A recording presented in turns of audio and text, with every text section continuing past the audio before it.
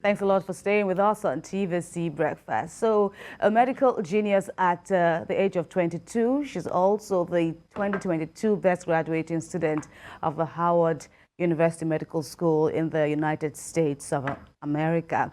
And that's the story of Ondo State indigene Boubini Jones-Wonni, who is blazing the trail in the field of medicine at the age of 14 and as a beneficiary of the Special Education Scholarship Program for Niger Delta Students. Miss Jones-Wonni was sent to the USA to study medicine and surgery. She graduated with a first-class degree in biological sciences in a record 3 years instead of 4 from the Miles College, Alabama. This at the age of 18 before proceeding to study medicine and surgery at the Howard University Medical School in Washington, D.C., finishing with a perfect CGPA of 4.0.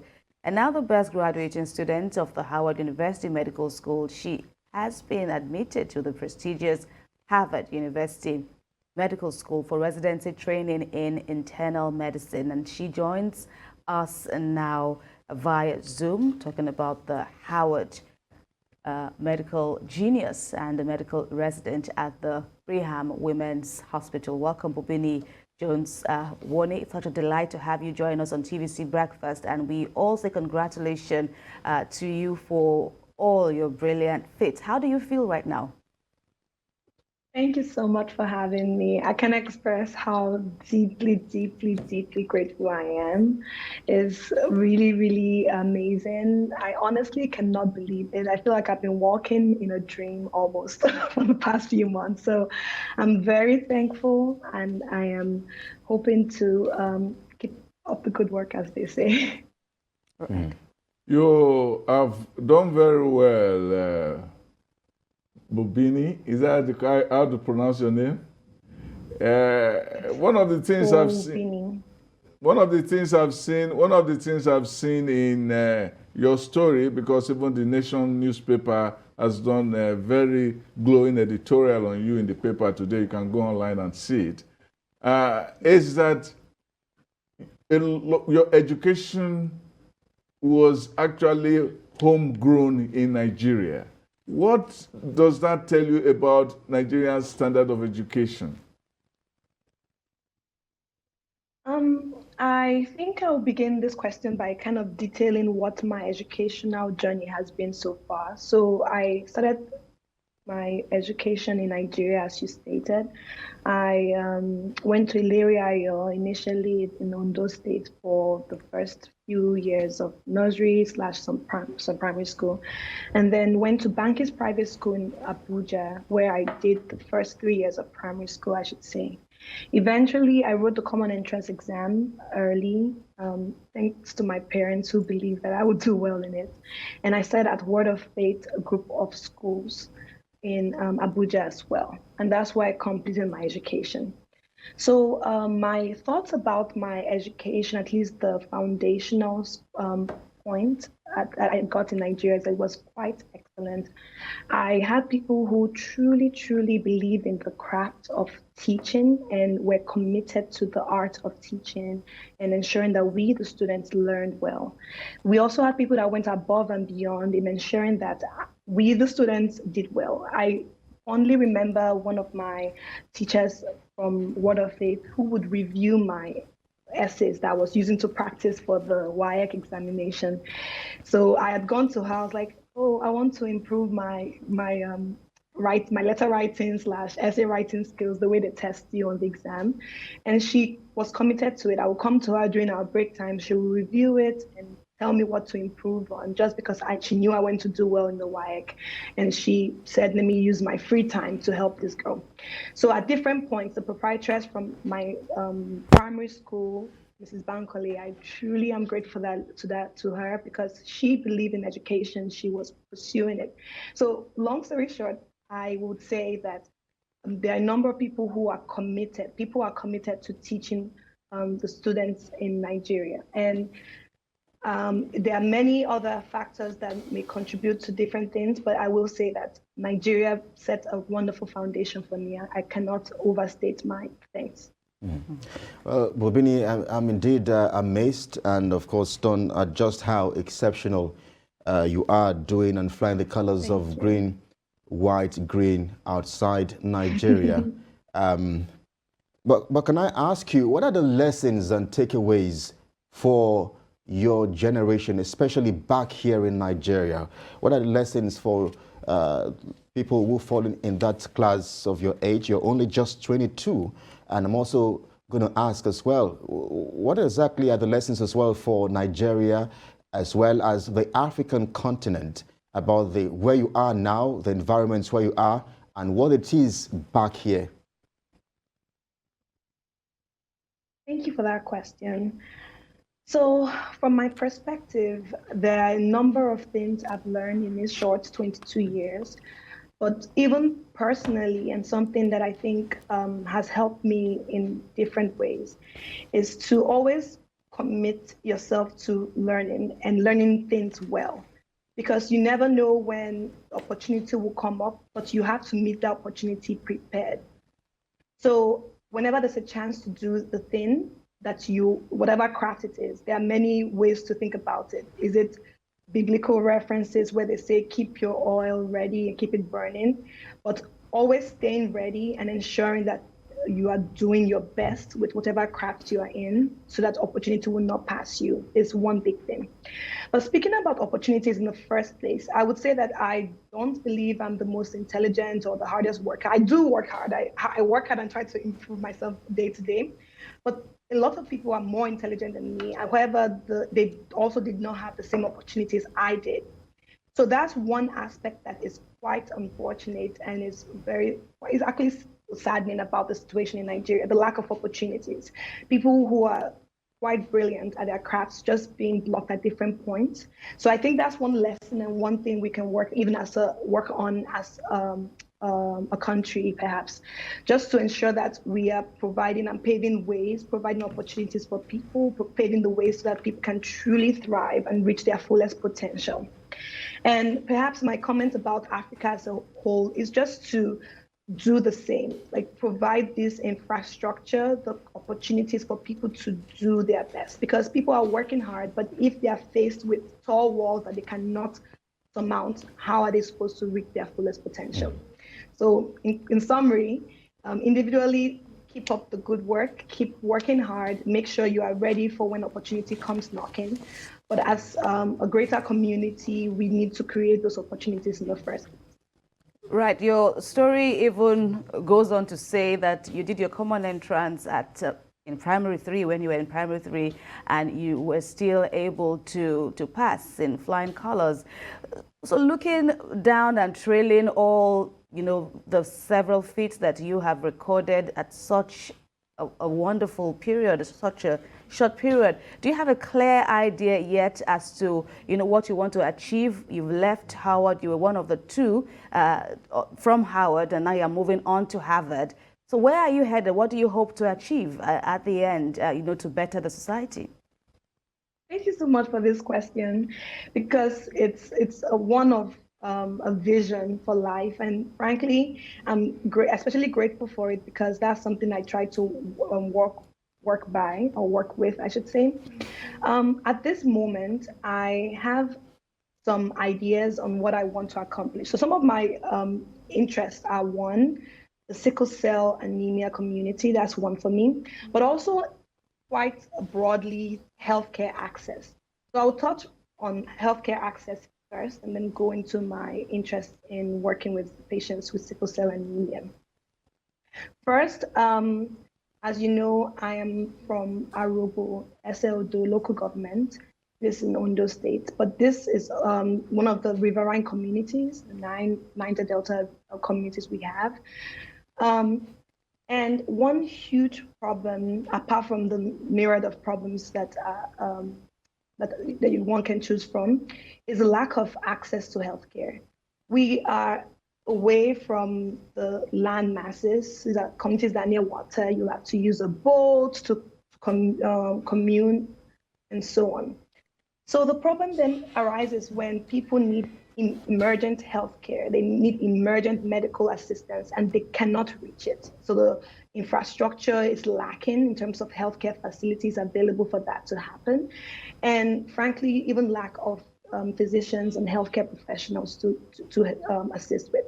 So my future plan, my plan in general for to address this is to work with the federal and state government, so most particularly the state governments, to ensure that we can actually establish these facilities, provide personnel that are going to staff it on a long-term basis. So there are many medical fairs that happen here and there, once a year perhaps, and the people get help. That was actually one of my first introductions to the healthcare system and the medical community in Nigeria, and I'm quite grateful for that opportunity.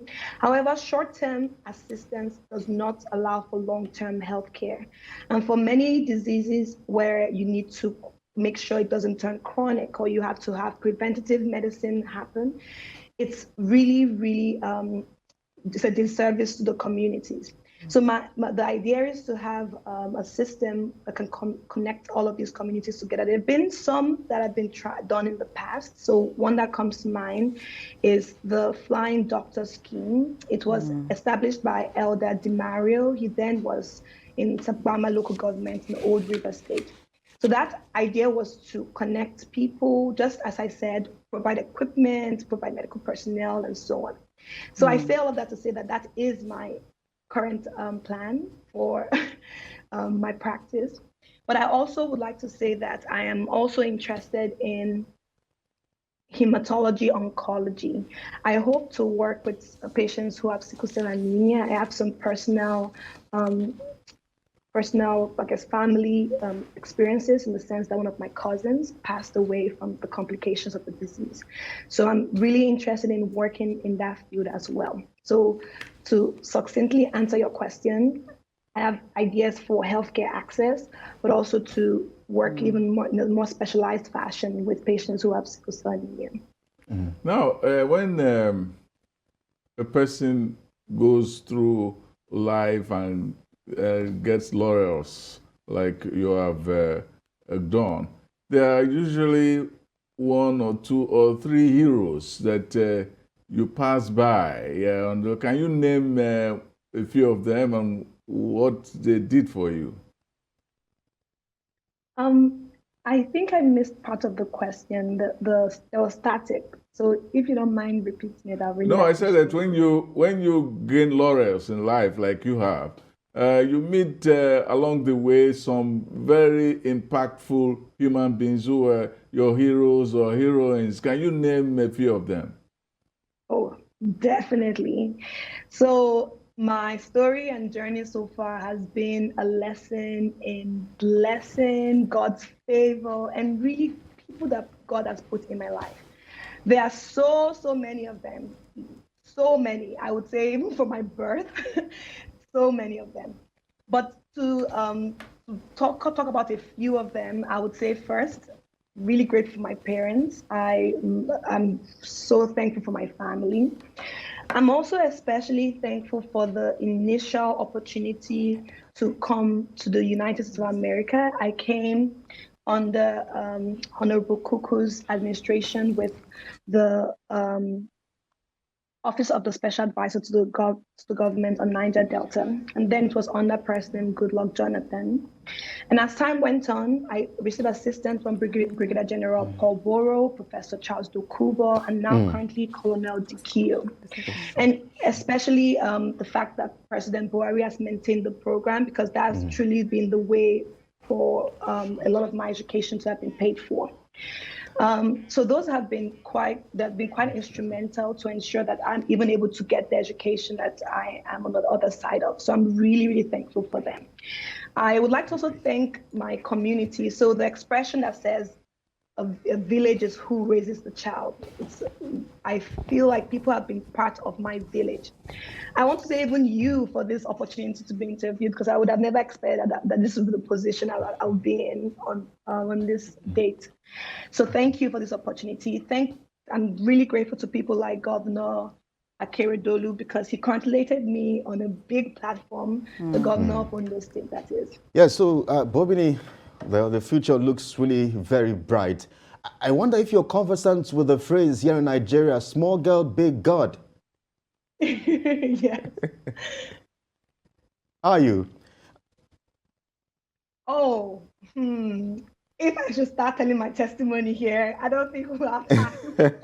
But honestly, that has been the story at different points, to the point where even when things happen, I was actually talking with a friend about this recently. Whenever it's a moment of being in the valley, that is a moment where things don't seem to be going so well, I'm like, God has not failed me before. There have been Yeah. many situations where it has been quite tricky and surprising how it happened, but we are here. So God has been really, really, really faithful, and I'm Okay. so thankful to Him. He's been amazing. Yes.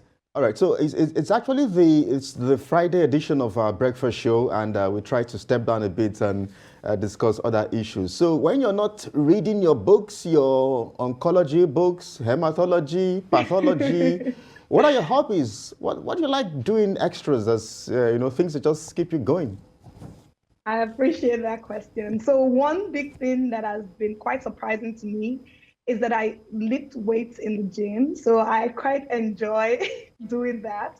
I like pushing myself to lift heavier weights the next time I go in. So that has been quite relaxing, and it's great because it helps with my overall health.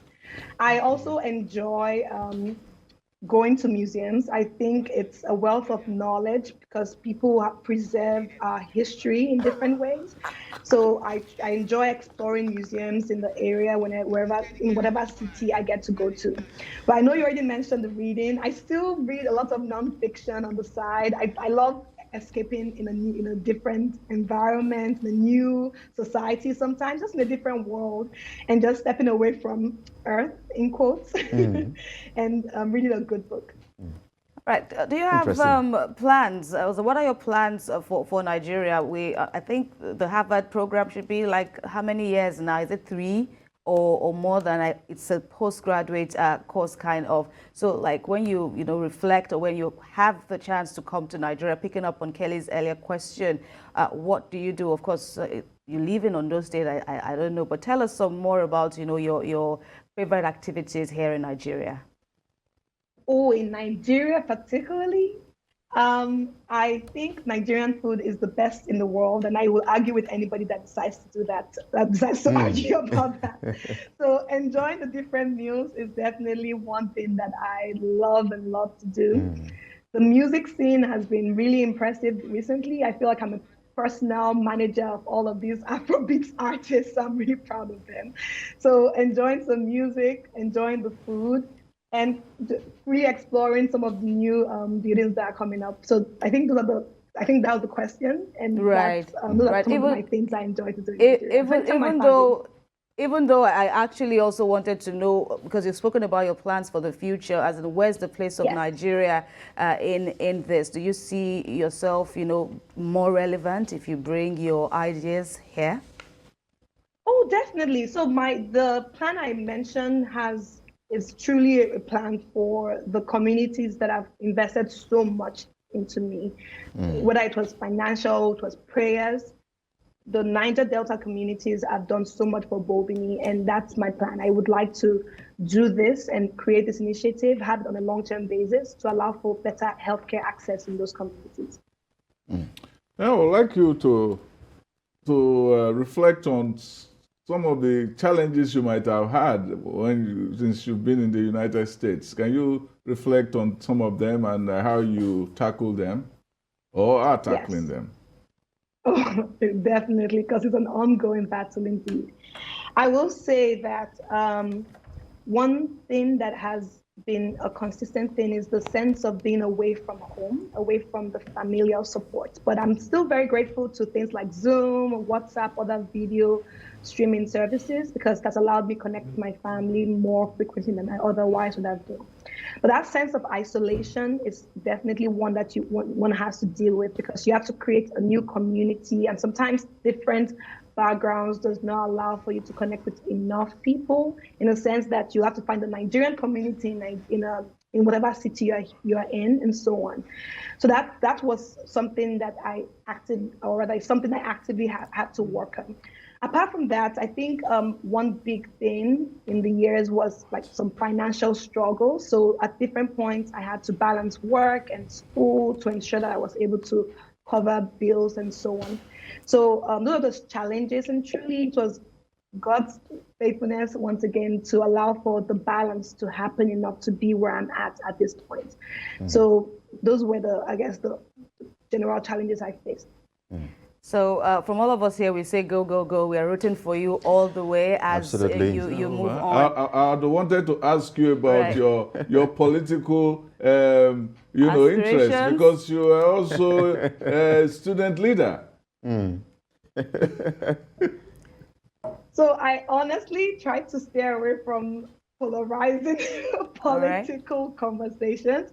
However, I will say that I'm always on the side of people who are advocates for humans. Like, if you care about humans, if your platform is one that's for humanity, you care about healthcare, you care about just even education, because we need to educate our next generation, right? So if you're one that's for all of these, I'm for you as well. That's the way I consider my politics. All right, Boubini Jones-Wonni, we thank you very much for speaking with us on TVC Breakfast. We can't wait to hear more and more of your success stories. We wish you all the best and congratulations. Keep flying our colors. Once again. Nigerian colors, keep flying it high. Right. Thank you so much. This was an amazing time. I'm really grateful for this opportunity. And once again, I'm really grateful for my village. Thank you so much for this. All right. Take care there. And thanks again.